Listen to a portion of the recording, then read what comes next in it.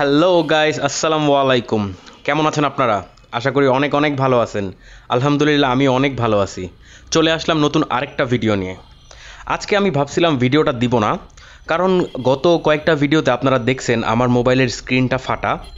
আমি কয়েকদিন ধরেই ভাবতেছিলাম নতুন একটা ফোন নিব, আর এই কয়েকদিন একটা ফোনও চয়েস করছি, টাকা পয়সাও জোগাড় করছি। বেশি দামি ফোন না ভাই, 12, 12.5, 13 হাজার টাকার মধ্যেই পাওয়া যায়। কিন্তু সকালবেলা ঘুম থেকে ওঠার পর মনটা চাইলো যে একটু ইনকাম করে যাই, যেহেতু এতগুলো টাকা খরচ হয়ে যাবে। তখন বেরিয়ে পড়লাম 9টার দিকে।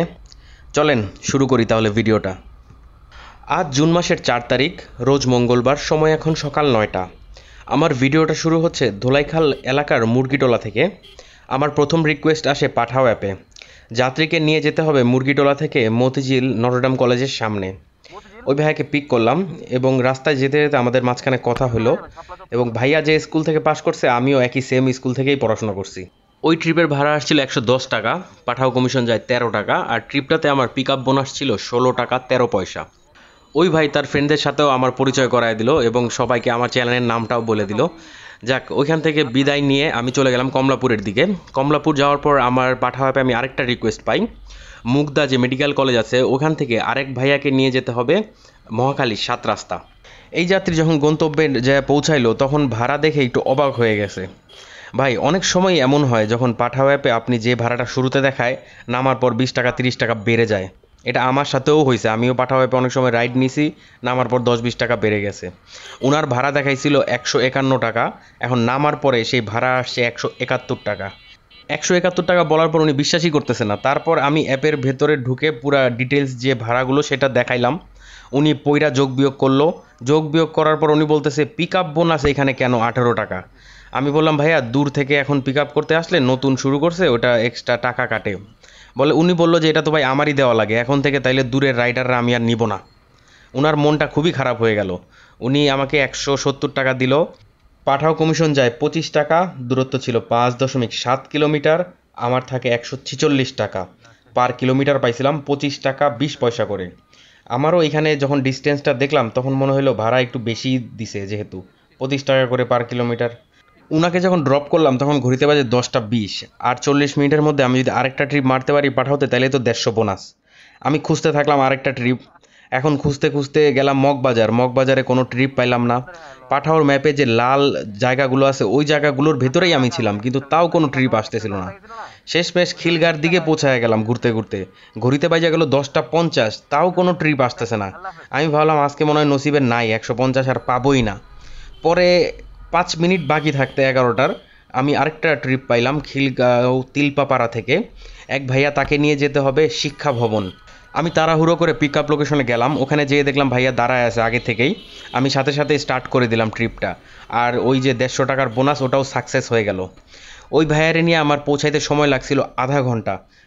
চলেন তাহলে প্রতিদিনের মতো আজকেও একটা কমেন্টের অ্যান্সার দিয়ে দেই। এক ভাইয়া লিখছেন যে ভাই, বৃষ্টির মধ্যে ম্যাপ দেখার জন্য কোন গ্যাজেটটা নিলে ভালো হবে।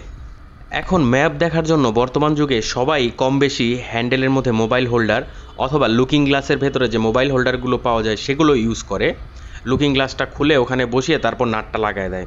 আমার মনে হয় ওইটাই বেশি ভালো, কিন্তু আমার যেটা লাগাইছি সেটা হ্যান্ডেলের ভেতরে। যাক, এখন এগুলাতে তো আর বৃষ্টি পড়লে তো ঢুকেই যাবে পানি মোবাইলে। কিন্তু এমন অনেক মোবাইল হোল্ডার আছে যেটা কিনা পুরোটা ওয়াটারপ্রুফ। দারাজে অনেক পাওয়া যায়, 250 টাকা করে দাম দেখছি। যদি বংশাল বা মিরপুরের মোটরসাইকেলের দোকানগুলো থেকে কেনেন, ওখানে একটু দামাদামি করতে পারবেন, মানে 200 টাকার ভেতরেও পাইতে পারেন। চলেন এবার দ্বিতীয় কমেন্টে আসি। এই কমেন্টটা অনেক বেশি দেখা যায়, প্রায় ভিডিওতে এই কমেন্টটা করেন। আর কমেন্টটা হলো যে অনেক ভাইয়ারাই লেখেন তারা নতুন, রাস্তাঘাট কিছু চেনেন না, গুগল ম্যাপের সাহায্যে তারা রাইড শেয়ার করেন। এখন তাদের জন্য মূল্যবান কোনো টিপস দিতে। ভাই, কোনো টিপস নাই, এটা আপনাকে গুগল ম্যাপের সাহায্যেই শিখতে হবে, তাছাড়া অন্য কোনো ওয়ে নাই। ভাই, বড়জোর 1 থেকে 1.5 মাস, তারপরেই দেখবেন যে সব ঠিক হয়ে গেছে। আপনারা তখন আর ম্যাপও লাগবে না, এমনিই সব চিনতে পারবেন। একটু কষ্ট করেন। আসেন ভাইয়ারে ড্রপ করি। ভাড়া আসছিল 142, পাঠাও কমিশন গেল 15, আর এখানেও আমার পিক আপ বোনাস ছিল 15 টাকা। ওই ভাইয়াকে যখন ড্রপ করি তখন ঘড়িতে বাজে 1:45। আমি চলে গেলাম বসুন্ধরার দিকে। আর বসুন্ধরায় আমি লাস্ট গেছিলাম মনে হয় 10 বছর আগে, আর তারপরে আর যাওয়া হয় নাই মোটর সাইকেল নিয়ে। আমি তো ভুলেই গেছি কোন দিক দিয়ে পার্কিংয়ে ঢুকতে হয়। তারপর সিকিউরিটি গার্ডদের জিজ্ঞেস টিজ্ঞেস করে ঢুকলাম। এখন চলেন আমি যে মোবাইলটা চয়েস করছি এটা নিয়ে দুইটা কথা বলি। আমরা যারা রাইড শেয়ার করি তাদের প্রথম এবং প্রধান দরকার হলো এমন একটা মোবাইল যাতে ভালো একটা ব্যাটারি থাকে এবং যার জিপিএস, যার মানে ম্যাপের যে লোকেশন দেওয়ার ক্ষমতাটা ওইটা অনেক ভালো থাকে, মানে ভালো লোকেশন দেখায়। আমি অনেক ভিডিও দেখছি ইউটিউবে মোবাইলের রিভিউ, ওটার মধ্যে অনেক ভাইয়ারাই লিখছেন তারা রাইড শেয়ার করেন, টেকনো বা সিম্ফনি বা আইটেলের ফোন কিনছেন, কিন্তু ওটার মধ্যে ম্যাপে ভালো মতো জিপিএস কাজ করে না। তাদের সব কিছু দেখে দেখে আমি এমন একটা ফোন চয়েস করছি যেটার মধ্যে ব্যাটারিও আছে 6000 অ্যাম্পায়ার এবং মানে কোম্পানিটাও অনেক মানসম্মত। এটার ফোন আমি আগেও ইউজ করছি এবং আপনারাও হয়তো বা অনেকেই ইউজ করছেন। ফোনটা হলো মোটোরোলা কোম্পানি আর দাম মাত্র 13,000 টাকা। র্যাম ছিল 8 জিবি আর রম হলো 128 জিবি। আর এটাতে 33 ওয়াট ফাস্ট চার্জ আছে, মানে রাফ ইউজের জন্য মোটামুটি ভালো। আর আমার হাতে এখন যে ফোনটা আছে এই ফোনটা 500 রিয়াল দিয়ে কিনছিলাম তখনকার 2020 সালে, তখনকার টাকায় এখন বাংলাদেশি টাকায় হবে 13,000 টাকা। তো এই মোবাইলটাও সেম 13,000 টাকাই হইল। আশা করি মোবাইলটা আমার ভালোই সাপোর্ট দিবে। চলেন মোবাইলটা তো কিনা হয়ে গেল, আর ফোনটা আপনাদের কাছে কেমন লাগছে, ভালো না খারাপ, না কিনে কি ভুল করলাম রাইড শেয়ারের জন্য, এটা কি ভালো হবে কি না একটু কমেন্টে জানাবেন প্লিজ। এবার আরও 2টা ট্রিপ মারবো, তারপরে বাসায় চলে যাব, কারণ মোবাইলটাও সেট আপ দিতে হবে, ওইখানেও টাইম লাগবে, অনেক কিছু ইনস্টল দিতে হবে, তারপর আবার ভিডিও এডিট করতে হবে।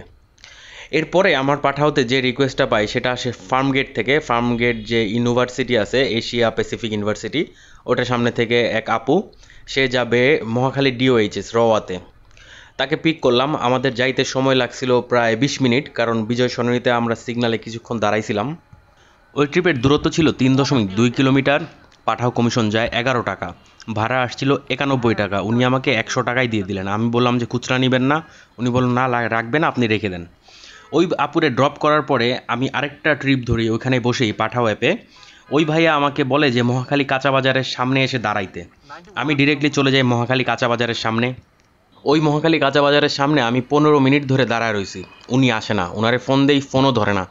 শেষমেশ কী করব, আমি তার মেসেজ লিখলাম যে সরি ভাইয়া আমার লেট হয়ে যাচ্ছে, আমার একটা কাজ আছে, এই কথা বলে আমি ক্যান্সেল করে দিলাম। যেহেতু কাস্টমার, খারাপ ব্যবহারও করা যাবে না বা উল্টাপাল্টা কিছু লেখাও যাবে না। তারে ওইটা ক্যান্সেল কইরা আমি আরেকটু সামনে গেলাম মহাখালী বাস স্ট্যান্ডের সামনে, তখন সাথে সাথে আরেকটা রিকোয়েস্ট পাইলাম পাঠাও অ্যাপে, এবং ওই রিকোয়েস্টটা ছিল আমার বাসার কাছাকাছি ঢাকা মেডিকেল কলেজের সামনে। ওই ভাইয়ারে পিক করলাম, ওই ভাইয়ারে নিয়ে যাইতে আমার সময় লাগলো প্রায় 25 মিনিটের মতো। ভাড়া আসছিল 143 টাকা, আর পাঠাও কমিশন যায় 9 টাকা। ও আরেকটা কথা তো বলতেই ভুলে গেছি, আজকে সকালবেলা যখন বেরোইছিলাম তখন পাঠাও অ্যাপে আমার রেটিং ছিল 4.87, আর যখন বাসায় ঢুকি তখন দেখি আমার রেটিং 4.84 হয়ে গেছে। মানে কোনো একজন যাত্রী আমার নামে হয়তো বা কিছু একটা কমপ্লেন করছে বা কিছু একটা হয়েছে, আল্লাহ জানে কে করছে। যাক চলেন তাহলে বাসার দিকে চলে আসতেছি, হিসাবে চলে আসি আজকে। আজ 5 ট্রিপে পাঠাও কমিশন বাদে এবং বোনাস সহ আমার ইনকাম হলো 731 টাকা। যাক বাবা, ভাবছিলাম যে আজকে শুধু মোবাইলটা কিনা খরচই হইব, সেখানে কিছু টাকা পকেটেও আসলো। আর তাহলে এখানেই বিদায় নিচ্ছি, ইনশাআল্লাহ দেখা হবে নতুন আরেকটা ভিডিওতে।